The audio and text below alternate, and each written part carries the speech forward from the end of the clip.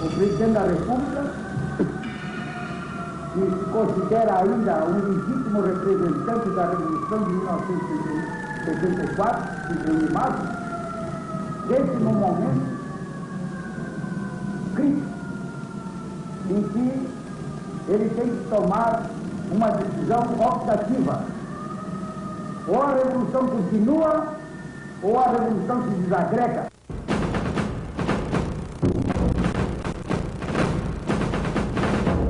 Tem que fazer é realmente uma repressão, acabar com essas situações que podem levar o país não a uma crise, mas um caos que nós não sairemos.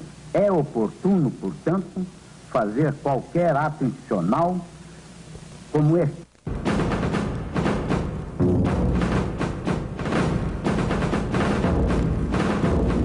Sei que a Vossa Excelência repugna, como a mim, e creio que a todos os membros desse Conselho, enveredar pelo caminho da ditadura pura e simples.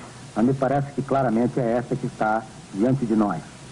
Há favas, senhor presidente, neste momento, todos os escrúpulos de consciência.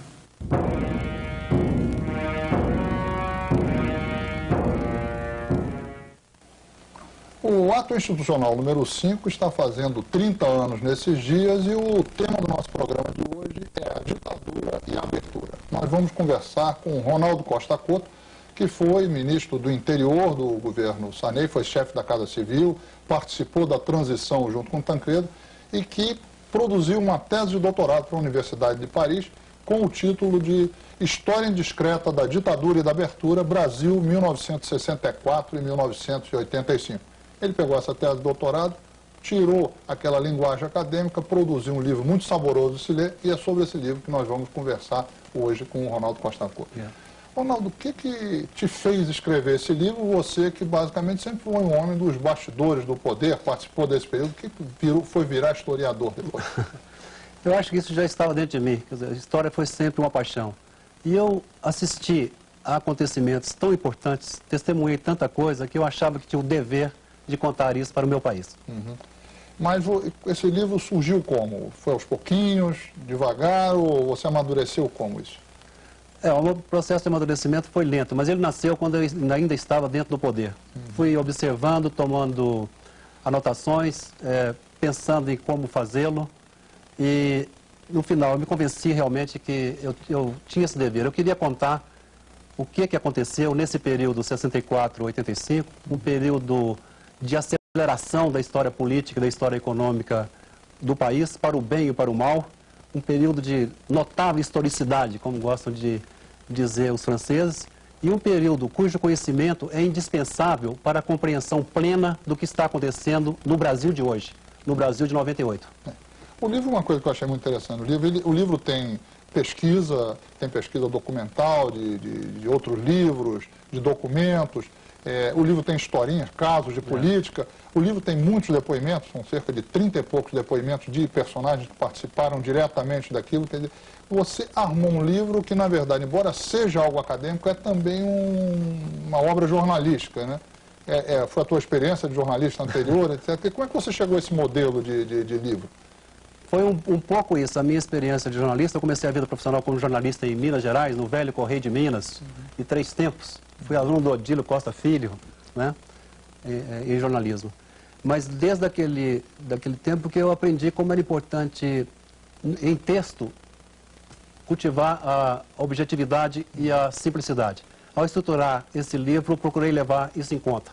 Agora, honestamente e sinceramente, eu também levei em conta sugestões dos franceses, que são muito bons nisso que eles chamam de história imediata, que é a história contemporânea para nós. Eles são muito bons nisso e a metodologia que me passou a Sorbonne foi fundamental para estruturar o livro. Um jovem, digamos, que tenha 15, 18 anos, como é que você resumiria esses 20 anos de ditadura que você registrou no seu livro, junto com o período de abertura? O que foi esse período? Foi, sobretudo, um período de ruptura democrática. O país abandonou a democracia e mergulhou por outros caminhos. Na verdade, foram mantidas as instituições democráticas, mas debilitadas. Criou-se um sistema de rodízio de poder. A cada 5 anos, um general de exército 4 estrelas substituía o outro no comando do país. Mas, apesar de haver posições divergentes, o que houve mesmo nesses 21 anos foi ditadura. Uma ditadura mais branda, por exemplo, que a ditadura de Franco na Espanha, ou a de Salazar em Portugal, incomparavelmente mais branda, especialmente nos períodos do presidente Castelo Branco, do presidente Geisel e do presidente Figueiredo, mas uma ditadura, porque não era uma democracia. Nesses 21 anos aconteceu de tudo. Quer dizer, inflexão política, inflexão econômica. Por exemplo, em 73 eclode a primeira crise do petróleo, o preço do petróleo quadruplica, o Brasil era o terceiro importador mundial, isso desarrumou o modelo econômico brasileiro. O modelo econômico brasileiro havia produzido o que se chamava milagre econômico brasileiro, um falso milagre, evidentemente, mas o país vinha crescendo a taxas fantásticas desde 68, governo Costa e Silva, e durante todo o período do Médici. Esse desempenho econômico foi muito utilizado pelo regime militar para tentar legitimar-se politicamente junto à população. E isso, de certa maneira, foi conseguido durante algum tempo. Por exemplo, o presidente Médici. Chegou a ser popular, apesar daquela repressão intensíssima de um regime de terror de Estado da época. Chegou a ser popular. Chegou a ser popular. Por exemplo, no final do governo Médici, ele chegou a obter 70% de popularidade. Quer dizer, o nível de desemprego era mínimo, o salário real começou a subir, o país crescendo a 11% reais. Nesse livro, por exemplo, o Lula, numa entrevista, diz o seguinte, claramente: se o Médici fosse candidato em eleições diretas naquela época, teria sido eleito. Porque o Lula era operário, ainda não era dirigente sindical na época, né? Ainda não tinha consciência política. Ele fala como operário, né? Ele fala como operário. Por exemplo, quando veio em 64, voltando um pouco, o Lula tinha 18 anos de idade. E ele diz claramente, eu pensei que o golpe de 64 fosse ser uma coisa muito boa para o Brasil. De Luiz Inácio Lula da Silva sobre o golpe de 64. Quando houve o 31 de março, eu tinha 18 anos. Trabalhava na metalúrgica Independência. E eu achava que o golpe era uma coisa boa. Eu trabalhava junto com várias pessoas de idade. E para essas pessoas, o Exército era uma instituição de muita credibilidade. Como se fosse uma coisa sagrada. Aliás, em matéria de revelações, tem uma que me chamou a atenção. Logo no momento do golpe, é a transcrição de uma conversa telefônica entre o presidente dos Estados Unidos, Lyndon Johnson, e um senador, onde o Johnson deixa claro que sabia, inclusive, mais ou menos da data onde vinha o golpe no Brasil. Ele espera, ele está conversando acho que no dia 30 de março, ele fala amanhã ou depois, né? Isso aí é uma coisa nova, já sabia da participação americana no golpe, do apoio, etc., mas isso demonstra um grau de intimidade com a articulação do golpe de 64 que é impressionante. De onde você tirou isso aí? Olha, era muito grande a preocupação americana com o que se passava na América Latina e particularmente no Brasil, por seu tamanho, pelo tamanho da população, por seu país economicamente mais importante. O contexto era de Guerra Fria. Os americanos estavam muito preocupados e consideravam que a América Latina era terreno americano. Então observavam com muito cuidado. Estávamos próximos da eclosão da Guerra do Vietnã. Quer dizer, o golpe no Brasil foi em março, o envolvimento direto e em escala grande dos americanos no Vietnã foi em agosto. Então eles acompanhavam com muito interesse o que se passava no Brasil e claramente diziam que era impossível tolerar uma Cuba de dimensões continentais aqui na América do Sul. Então eles acompanharam isso e claramente souberam do golpe com antecipação. Mas esse telefonema, você conseguiu isso aonde? Isso saiu... A transcrição desse telefonema. O historiador americano Michael Bechelos, publicou em setembro do ano passado, 97, nos Estados Unidos, as conversas gravadas do presidente Lyndon Johnson. E uma delas, por exemplo, no dia 30 de março, está transcrita no livro, traduzida, em que ele fala, possivelmente essa noite teremos boas novidades. O conteúdo é esse, as palavras exatas não são essas. Ao mesmo tempo, o nosso presidente, João Goulart, discursava no Rio de Janeiro, no Automóvel Clube, para sargentos e suboficiais, falando nas reformas de base que queria promover. Estava completamente desinformado. Ou seja, o presidente dos Estados Unidos, lá em Washington, estava mais informado do que estava acontecendo no Brasil naqueles dias do que o presidente da República aqui mesmo. Com certeza, com certeza. Entre as várias revelações do livro, por exemplo, há uma quando as tropas do general Mourão Filho se deslocavam de Juiz de Fora para o Rio de Janeiro, em plena estrada... No dia do golpe? No dia do golpe. O comandante da base aérea de Santa Cruz, no Rio de Janeiro, pegou o avião, decolou e foi sobrevoar as tropas. E dava rasantes. Ele disse quando dava... Quer dizer, ele era fiel ao Jango. Fiel ao Jango. Fiel ao Jango. E ele disse que quando ele fazia voo rasante, a tropa se afastava, pulava, mostrando que estava despreparado. Ele voltou, pousou e informou ao Jango que havia condições de sair com... Deter a coluna dele. Exatamente. E o Jango não autorizou. Ou seja, o Jango, na verdade, não quis resistir ao golpe, jogou a toalha ali, né? Exatamente. E tem uma outra tese, por exemplo, que é sugerida, por exemplo, pelo Darcy Ribeiro, de que o Jango, na verdade, quis deixar o poder naquele momento para voltar, depois de muitos anos, como aconteceu com o Getúlio, nas mãos do povo. Outra coisa que me pareceu uma revelação, no livro tem muitas revelações, coisas interessantes que eu, pelo menos, não sabia. Uma coisa que me pareceu interessante como revelação, no episódio, quando o general Geisel, já no processo de abertura no final, demite o general Silvio Frota, ministro do Exército.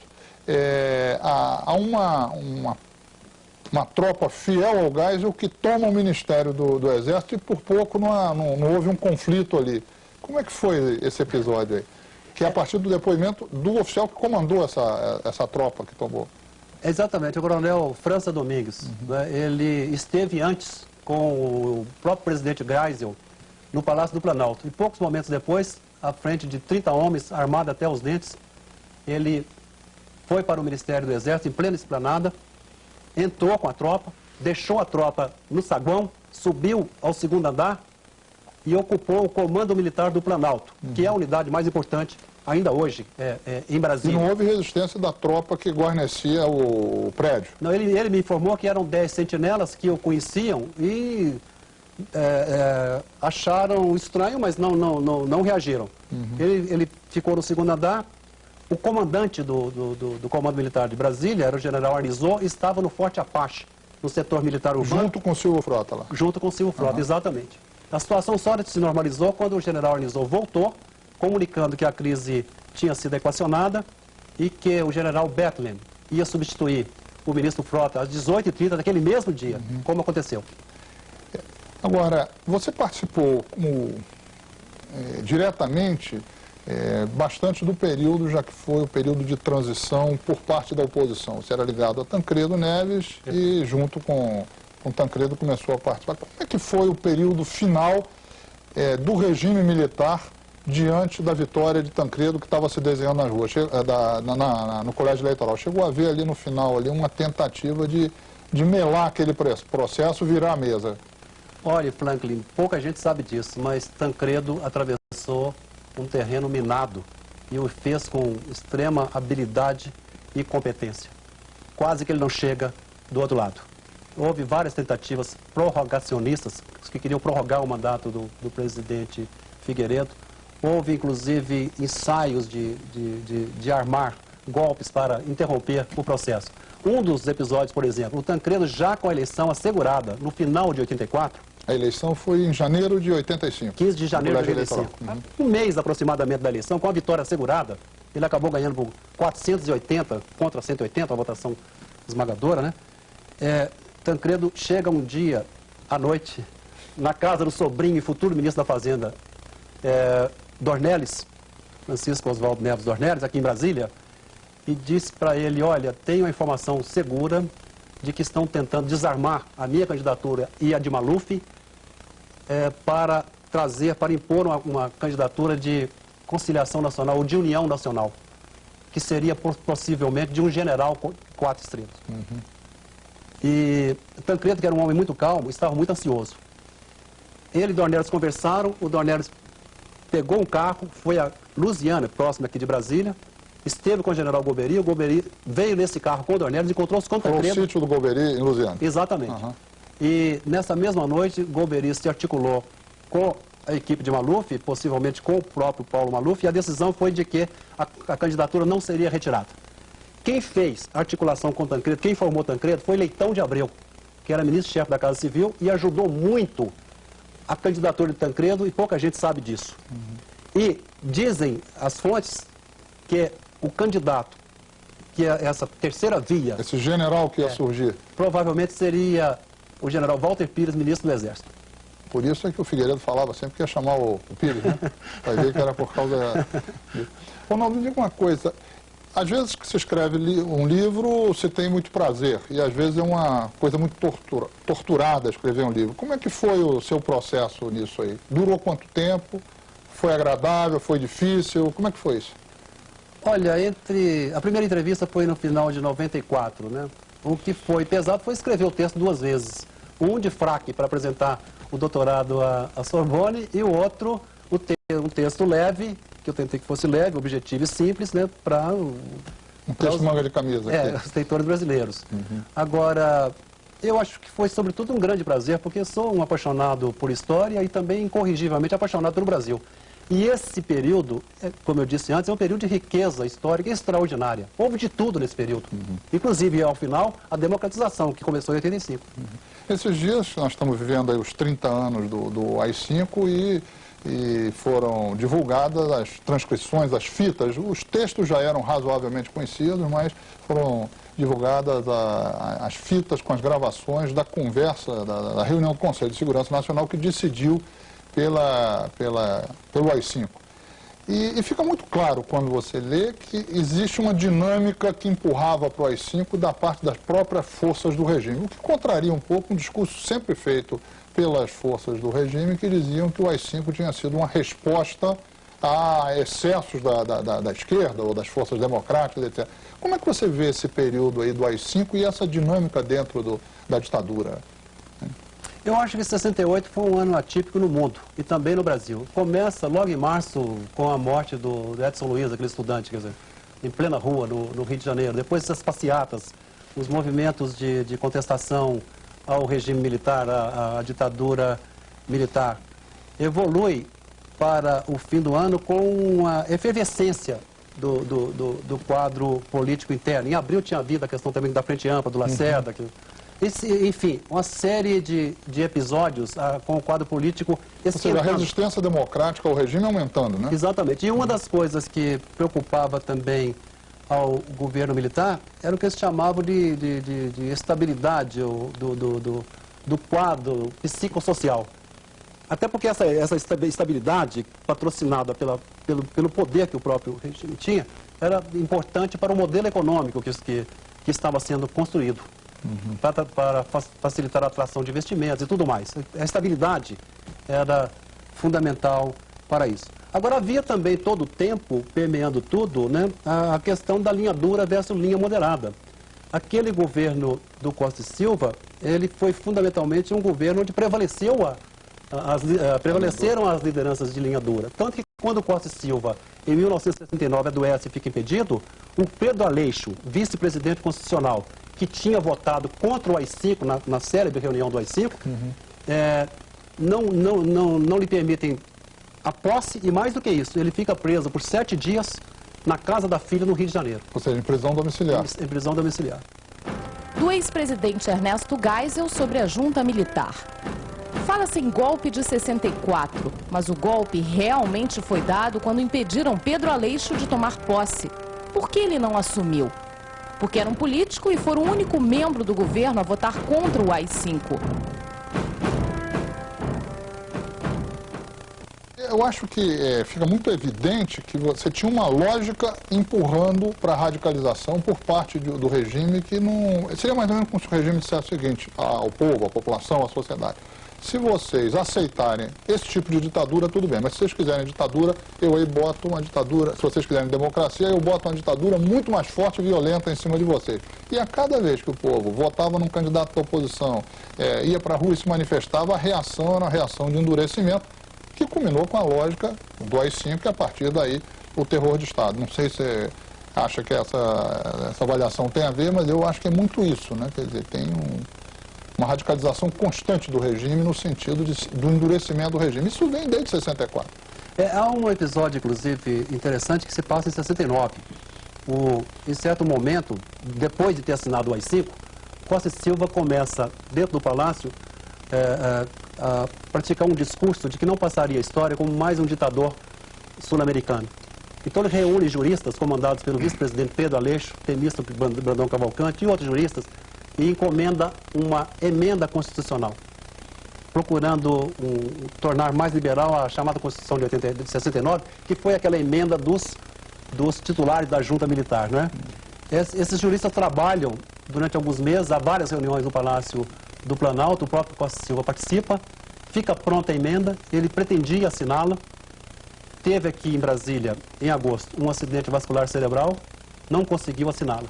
Essa emenda foi depois transformada, mudada pela junta e gerou a Constituição de 69, que é muito mais dura que a Constituição de 67, deixada pelo governo Castelo Branco, nessa linha de endurecer, endureceu mais.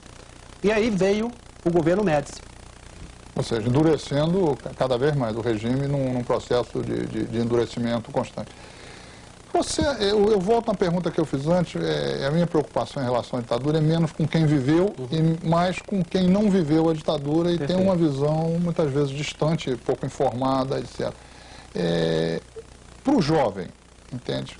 Qual seria a síntese que você faria desse período?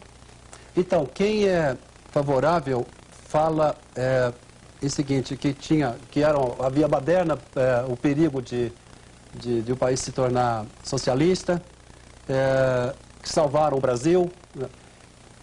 E a posição oposta é a seguinte: os resultados econômicos obtidos, que são inegáveis, o país mudou economicamente, poderiam ter sido obtidos também num quadro democrático.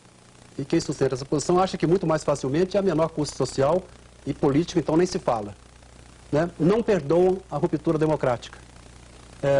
Também acusam o regime militar de violência desnecessária, aponta inclusive mortes e desaparecidos, que no Brasil são estimados em 400 dos dois lados, mas principalmente da esquerda. Foi esmagadoramente o pessoal da esquerda que perdeu nessa luta, foram os perdedores dessa luta. Agora, eu acho o seguinte, não vejo nenhuma possibilidade de convergência na avaliação do que significou o regime militar para o Brasil. Mas há uma convergência que eu posso apontar desde logo. Todo mundo, de direita ou de esquerda, acha hoje que durou demais. Que durou demais. E que estamos melhor hoje do que estávamos naquela época, seguramente. Sem dúvida, até porque uma das coisas que eu abordo no livro é essa questão de economia e de política. Fala-se em 80, por exemplo, né, como a década perdida. Um país como o nosso não pode chamar de década perdida a década em que se reencontrou com a democracia.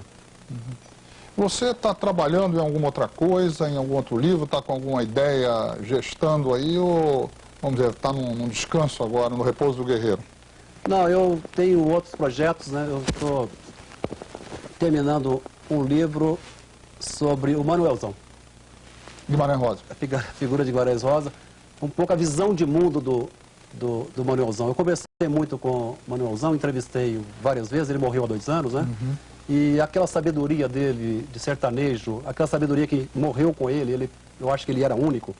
Eu quero passar aquilo para o país, principalmente para os jovens. É impressionante, inclusive o senso de humor, o humor ingênuo do Mas é o que? É uma reportagem, um depoimento, é romance? Não, romance acho que só o Guimarães Rosa podia fazer com ele, né? Eu acho que depois do Guimarães Rosa seria um atrevimento para qualquer um entrar nesse mundo dele aí, que foi abordado e desenvolvido com uma competência tão grande que seria uma heresia. Mas o que eu trago realmente é o pensamento, o conhecimento do Manuelzão, a visão de mundo do Manuelzão. Como aquele sertanejo sábio via o mundo, inclusive o mundo de hoje. Ele fala sobre Fernando Henrique, ele fala sobre sertão, ele fala sobre ecologia. E o que ele falava sobre o período que esse livro retrata aqui, o período da ditadura? Ele era, sobretudo, um homem que, no dizer dele, não tinha fé nos políticos. O último político que ele achava que tinha merecido fé era o Arthur Bernardes. Depois disso, ele acha que nenhum era confiável. O Bernardes é 22? Década 22, de 20, 22, né? Foi presidente de Minas, né? Foi presidente. De lá para cá ele não viu nada interessante, nem Tancredo. Não achava confiável. O Tancredo, por exemplo, ele fala sobre o Tancredo. O Tancredo não deu para ver, ele morreu, não deixou a gente ver, coitado. Foi o que ele me falou. Quer dizer, você acha que o que existe de comum entre o mundo do Manuelzão e o mundo da ditadura? Alguma coisa? Eu acho que, no caso do mundo da ditadura, ele realmente pertence ao passado. E o mundo do Manuelzão, especialmente aquele mundo ecologicamente tão rico, cheio de bichos, cheio de plantas, cheio de sabedoria, também, infelizmente, está desaparecendo. No restante, não se parece. Então, meus parabéns pelo livro, obrigado pela entrevista e vamos em frente. Muito obrigado, Flávio.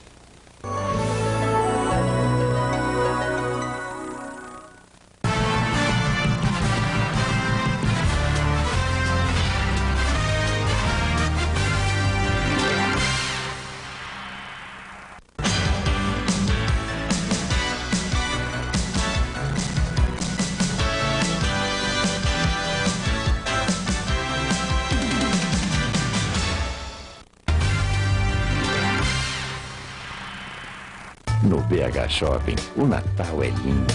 A gente faz o Natal todo dia, um mundo feliz de presentes e alegria. O Natal é BH Shopping. Venha ver a beleza que o Natal pode ter, prontinho pra você. Só no BH Shopping você concorre a um Ford Ka mais por dia. Compre seus presentes, onde você tem mais chance de ganhar. Natal BH Shopping. Sempre maior, sempre melhor, sempre seu. Comemore o Natal com Cazuza Remixes. Terra Samba, ao vivo e a cores. Luiz Carlos, é assim mesmo. Emílio Santiago, preciso dizer que te amo. Amigos para sempre. Torre de Babel Internacional. E Simone, 25 de dezembro.